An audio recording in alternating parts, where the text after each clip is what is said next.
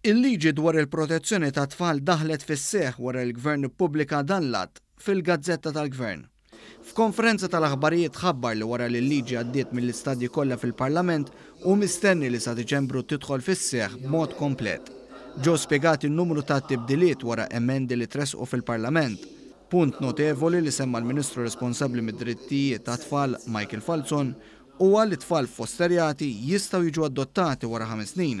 Iżda punt ġdid fil-liġi li ma semmix qabel u li f'ċertu każijiet dan il-perjodu jista' jitniżżel għal 3 snin. Għamilna wkoll emenda illi tgħid illi f'każijiet eċċezzjonali u straordinarji, ġiet ngħiduha li mhix ir-regola di, fejn il-foster carers ikollhom 3 review reports pożittivi u jkun fl-aħjar interess tal-minuri, allura jistgħu japplikaw għall-adozzjoni ta' dak it-tifel jew tifla.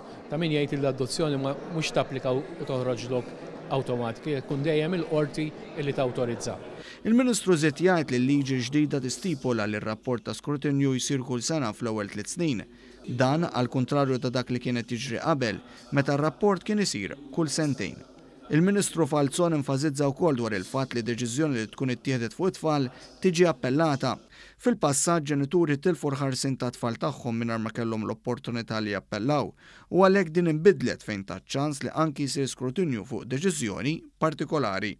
Intant, Dr. Andy Ellu li kien responsabbli mit-tfassil ta' din il-liġi qal li fi żmien li ġej se jkun hemm post adegwat u adattat biex it-tfal isemmaw leħinhom flok jirfsu l-adba tal-qorti.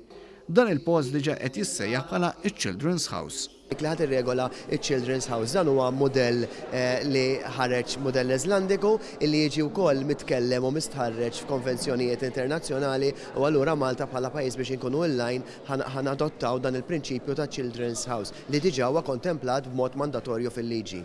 Issemma wkoll il-ħsieb ta' ċentru terapeutiku għat-tfal li minħabba kundizzjoni severa jkunu inkontrollabbli u għalhekk huwa l-professjonist flimkien ma' min jieħu deċiżjoni li jibgħat lil dawn it-tfal hemm u mhux il-politiku.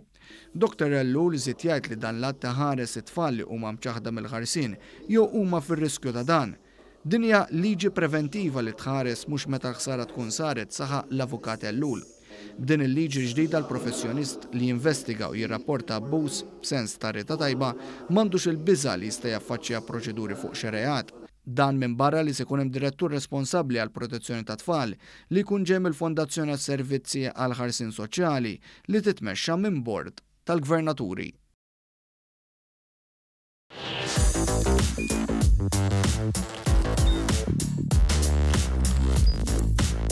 Idħol fuq one.com.mt u hemmhekk tista' tara l-programmi kollha li jxandru fuq One permezz ta' One Play.